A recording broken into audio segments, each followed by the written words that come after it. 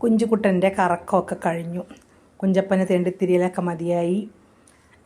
ഭാര്യ വീടൊക്കെ ഉപേക്ഷിച്ചിങ്ങ് പോന്നു. സ്ഥിരമായിട്ട് ഡിവോഴ്സായി.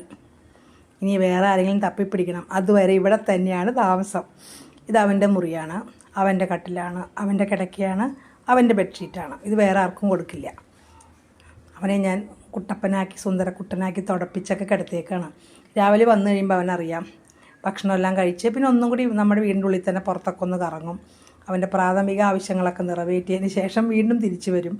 അപ്പോൾ അവനറിയാം കിടക്കാറായി. തുടപ്പിച്ചൊക്കെ കഴിഞ്ഞാൽ ഉടനെ ഇവിടെ കയറി കിടക്കും. ഞാൻ മേലൊക്കെ ഒന്ന് വെള്ളമൊക്കെ മുക്കി തുടപ്പിക്കും. കാരണം അവൻ ഇവിടെ കയറി കിടക്കണമല്ലേ. ഇത് അവൻ്റെ ബെഡ്ഷീറ്റാണെങ്കിൽ കൂടിയും വൃത്തി വേണമല്ലോ. അതുകൊണ്ട് അവൻ മാത്രമേ അകത്ത് കയറുള്ളൂ, ബാക്കി ആരും അകത്ത് കയറില്ല. കയറി അപ്പം തന്നെ പേടിച്ച് ഓടിപ്പോവും. ഇവൻ നല്ല കൊഞ്ചൽ കുട്ടിയാണ്. അതുകൊണ്ട് ഒന്നാമത്തെ കുറേ പരിക്കുകളൊക്കെ പറ്റിക്കൊണ്ട് വിഷമമായിപ്പോയി ആൾക്ക്. ഇപ്പം എല്ലാം മാറി, ഒക്കെ ഉണങ്ങി. പക്ഷെ ക്ഷീണമായിപ്പോയി. ആ കറക്കത്തിൽ അവൻ്റെ ഭക്ഷണമൊക്കെ ഒന്നും ശരിയായില്ല. അതുകൊണ്ട് ഇപ്പോഴും പണ്ടത്തെ പോലെ അങ്ങനെ ഭക്ഷണം അധികം കഴിക്കണില്ല കേട്ടോ. ഇപ്പോൾ അവന് പച്ചമീനാണ് പ്രധാനം. പച്ചമീൻ അങ്ങനെ തിന്നാൻ പറ്റുമോ കുട്ടി? എപ്പോഴും പച്ചമീൻ കിട്ടില്ല. അതുകൊണ്ട് ക്യാറ്റ് ഫുഡൊക്കെ കഴിച്ചു. കുറച്ച് മീനും കൊടുത്തു, പാലും കുടിച്ച് അങ്ങനെ ഉറങ്ങുകയാണ് കുട്ടി. എന്ത് സുഖാല ജീവിതം. പുഴയിൽ നിന്നുള്ള കാറ്റൊക്കെ അങ്ങനെ ഏറ്റ് സുഖമായി അവൻ ഉറങ്ങണം. നീ ഉറങ്ങിക്കോട്ടെ, ഞാൻ പണികൾ നോക്കട്ടെ. കുഞ്ചപ്പന് പകലാണ്. Good night.